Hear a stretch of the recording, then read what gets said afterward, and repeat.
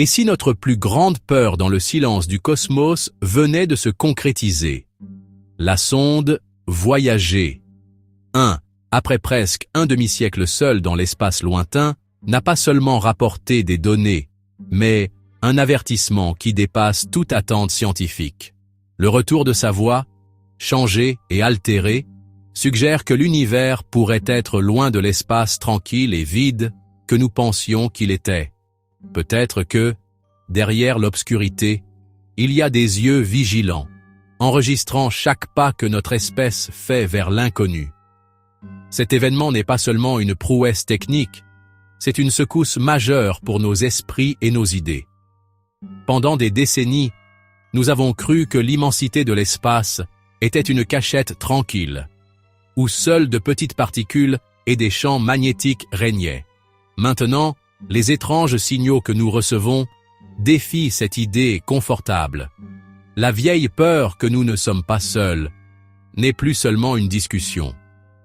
Ce sont des données envoyées par une machine construite dans les années 70. Pour l'humanité, cette nouvelle est plus que de la science. C'est un choc culturel. Nos histoires ont toujours oscillé entre l'espoir de trouver de la vie et la peur d'être trouvés en premier. La Voyager 1 semble avoir franchi une ligne qui n'était pas seulement physique, mais aussi symbolique. Chaque donnée donne l'impression que quelque chose de plus grand nous entoure, une force invisible qui observe et réagit. Les sondes Voyager 1 et Voyager 2 sont nées en 1977, juste au moment où l'exploration spatiale était à son apogée. Elles ont été construites pour une mission de seulement 4 ans. Le premier objectif était d'obtenir les meilleures photos de Jupiter et de Saturne, en profitant d'un rare alignement planétaire qui ne se produit que tous les 176 ans. Ce que peu de gens avaient anticipé, c'est que ces machines, dotées d'ordinateurs moins puissants qu'une calculatrice de poche, deviendraient des symboles de ténacité et de persévérance, restant importantes des décennies plus longtemps que prévu.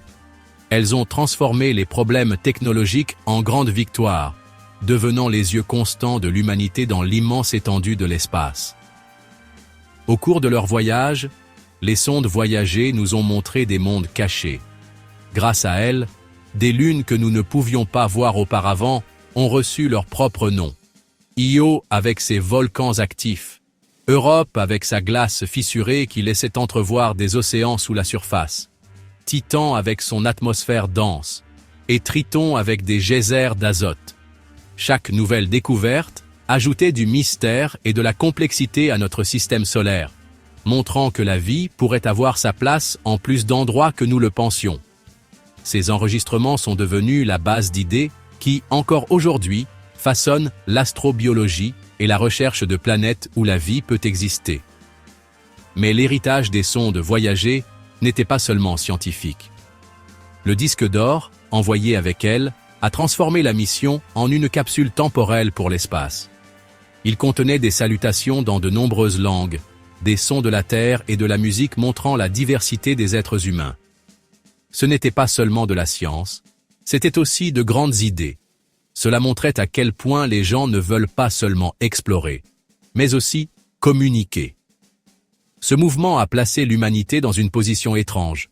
Nous voulions comprendre l'espace, mais aussi y laisser notre empreinte, montrant que nous sommes ici pour quiconque cherche. En 2012, Voyager 1 a franchi ce qui était censé être la dernière frontière, l'héliopause, l'endroit où le vent solaire s'arrête et où commence l'espace interstellaire. Les modèles scientifiques prévoyaient un changement clair, avec une grande variation du champ magnétique. Mais la vérité était bien plus compliquée. Le champ n'a pas changé de direction comme il le pensait. Il est resté stable, comme s'il y avait un mur invisible modelant l'espace. Ce petit détail qui semblait technique est devenu un grand mystère. Il semblait que l'univers cachait des choses qui allaient à l'encontre de nos idées fondamentales de la physique. La confusion s'est accrue 2 ans plus tard, en 2014, lorsque Voyager 2 a atteint la même zone. Les instruments ont montré la même étrangeté, plus de particules de haute énergie, mais sans grand changement dans le champ magnétique. C'était comme si les deux sondes sortaient d'un système, mais sans vraiment franchir une limite claire. Les scientifiques ont pensé que l'héliopause n'est pas une ligne claire, mais un mélange complexe.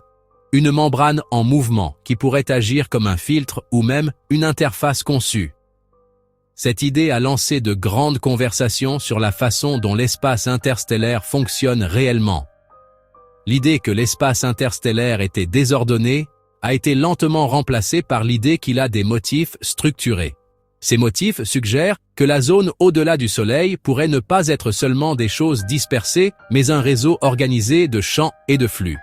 Si elles sont naturelles, cela signifie que la physique des plasmas à grande échelle est beaucoup plus complexe que ce que nous comprenons. Si elles sont artificielles, cela apporte l'idée folle que des forces intelligentes façonnent l'univers de manière que nous ne pouvons même pas imaginer.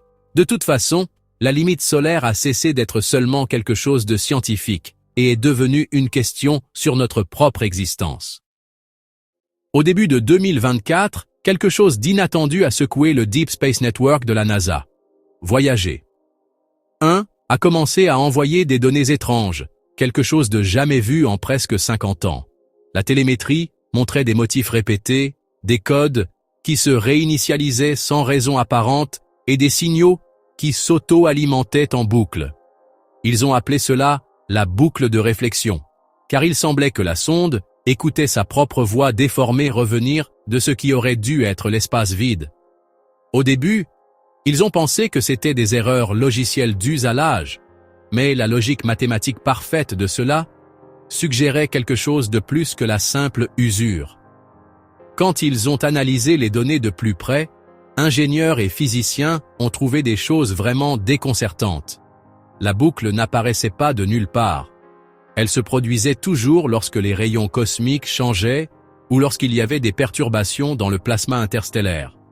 C'était comme si l'espace autour de Voyager non seulement réagissait à elle, mais envoyait des réponses organisées. Cela a fait penser à certains experts que la sonde avait traversé une membrane cosmique, une couche de transition qui n'était pas seulement une frontière naturelle, mais quelque chose qui résonnait. L'idée d'une barrière construite, que ce soit à dessein ou non, a commencé à gagner du terrain, tant parmi les conjectures scientifiques que dans les théories les plus farfelues. Les discussions dans le monde de la science sont devenues très intenses, et rapidement.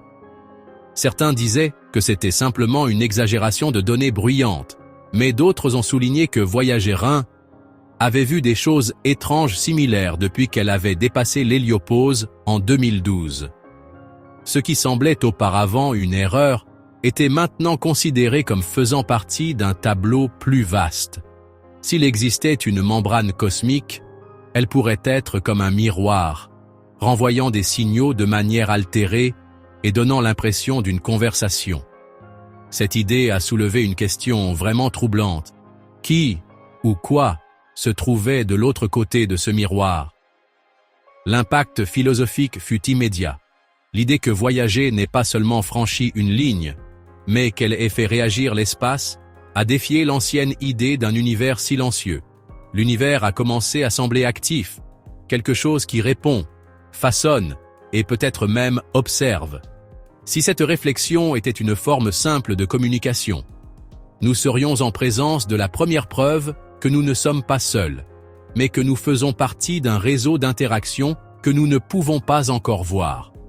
Voyager, de cette manière, a cessé d'être seulement une sonde et est devenue la première voix de l'humanité à résonner dans une pièce cosmique fréquentée. Pour le grand public, la nouvelle a été accueillie avec inquiétude. Ce qui semblait une défaillance technique était maintenant perçu comme un message caché. Les titres ont commencé à se demander si Voyager 1 avait reçu une réponse de quelqu'un. Les scientifiques les plus prudents ont dit à tout le monde de se calmer, mais ils ne pouvaient pas nier que les signaux avaient un niveau d'ordre impossible à ignorer. L'idée que l'espace lointain puisse envoyer une réponse, même indirecte, a changé non seulement notre façon de penser la science spatiale, mais aussi notre sentiment d'être seul dans l'univers. Peut-être qu'en envoyant des sondes vers l'inconnu, nous avons réveillé quelque chose qui, jusqu'à présent, étaient restés silencieux. Tandis que les ingénieurs se cassaient encore la tête sur les étranges données de Voyager 1, quelque chose d'encore plus alarmant est apparu. Voyager 2, à des millions de kilomètres de distance, a commencé à montrer les mêmes motifs étranges. De petits redémarrages de télémétrie, des codes qui se répétaient comme des échos, et des changements bizarres dans ses instruments. Tout cela en même temps que sa grande sœur. Statistiquement, les chances que deux sondes aussi éloignées aient les mêmes pannes exactes au même moment étaient presque nulles. Cela a mené à une idée encore plus troublante. Que les deux traversaient la même structure invisible, comme une sorte de frontière cosmique qui entourait la partie extérieure de notre système solaire. L'idée d'une porte cosmique a commencé à prendre de l'ampleur. Il ne s'agissait plus seulement d'interpréter le bruit de communication, mais de voir un comportement synchronisé qui semblait suivre un motif. Certains scientifiques pensaient que cela pourrait signifier que l'espace profond a des couches d'énergie structurées, capables de réagir aux perturbations externes. D'autres, les plus audacieux, ont cru que c'était la preuve d'une architecture cosmique, quelque chose d'artificiel ou formé par des intelligences que nous ne connaissons pas encore. Le terme « seuil résonnant » a commencé à apparaître dans les articles et les discussions, suggérant que les voyageurs avaient heurté une limite qui pouvait réagir à leur passage. À mesure que les signaux étaient comparés aux données du champ magnétique et du flux de particules, quelque chose d'encore plus troublant est apparu. Les pannes, sur les deux sondes, se produisaient à intervalles réguliers, comme s'il y avait une pulsation contrôlée, un battement externe. Ce motif ne semblait pas être un événement naturel aléatoire, mais plutôt une émission délibérée et organisée, presque comme un signal de radar cosmique. Si cela était vrai, cela signifiait que les voyageurs ne faisaient pas seulement observer l'espace, mais qu'ils étaient observés. La porte qui s'ouvrait n'était pas seulement une métaphore, elle semblait être le début d'un contact. L'impact de ces découvertes n'était pas seulement scientifique, mais aussi culturel et philosophique. Depuis l'Antiquité, les gens se sont demandé s'ils étaient seuls dans l'univers. Maintenant, deux machines fragiles, construites avec une technologie d'il y a 40 ans, suggéraient que le silence cosmique n'était pas aussi absolu que nous le pensions. Ce qui n'était autrefois qu'un écho énigmatique ressemblait maintenant à une réponse. Pas une communication claire, mais une réaction à notre présence, comme si quelque chose se réveillait quand quelqu'un marchait sur son territoire. On avait l'impression d'avoir franchi une ligne qu'on n'aurait peut-être jamais dû franchir. Quand la dernière donnée est arrivée au centre de contrôle, une phrase a commencé à circuler parmi les scientifiques impliqués. « Nous vous avons vu ». Ce n'était pas un message littéral, mais une façon symbolique de comprendre ce que signifiaient les signaux. Pour la première fois, l'humanité avait des indices que le cosmos n'est pas une scène vide, mais un espace partagé. Et peut-être que le bord du système solaire n'a jamais été une ligne finale, mais plutôt le seuil d'une pièce cachée, où des forces inconnues attendaient en silence. Une fois la porte ouverte, il allait être difficile de la refermer. L'histoire de Voyager 1 et de sa sœur, Voyager 2, nous montre que l'univers n'a peut-être jamais été aussi silencieux que nous le pensions. Ces machines délicates, construites avec des processeurs plus faibles qu'une calculatrice moderne, ont franchi des limites qu'aucun humain n'a rêvé d'atteindre physiquement. Mais ce qui semblait un lent adieu s'est transformé en un appel inattendu. Des signaux déformés, des échos impossibles et des motifs synchronisés qui défient à toutes nos explications scientifiques. Cette découverte n'est pas seulement technique, elle nous frappe en plein dans nos croyances les plus profondes. Nous nous sommes toujours demandé si nous étions seuls dans le cosmos, et maintenant nous pourrions avoir la première réponse, non pas en mots clairs, mais dans un étrange reflet venant de l'abîme interstellaire. L'idée qu'il existe des structures invisibles, peut-être naturelles, peut-être construites, qui réagissent à notre présence, ouvre une nouvelle ère de mystère. Une ère où l'espace lointain n'est plus seulement une frontière passive, mais un territoire actif, potentiellement habité ou façonné par des forces inconnues. Le message symbolique « Nous vous avons vu » ne doit pas être ignoré. Qu'il s'agisse d'échos de plasma, de résonances magnétiques ou de signaux de conscience au-delà de la Terre, cela nous rappelle que chaque pas vers l'inconnu est aussi une exposition. Nous explorons, mais nous nous exposons aussi.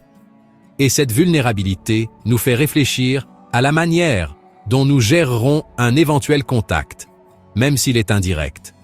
Sommes-nous prêts à ne pas être seulement des explorateurs, mais aussi des observés? Plus que jamais, nous devons parler des limites de l'exploration cosmique et de l'impact des découvertes que nous faisons.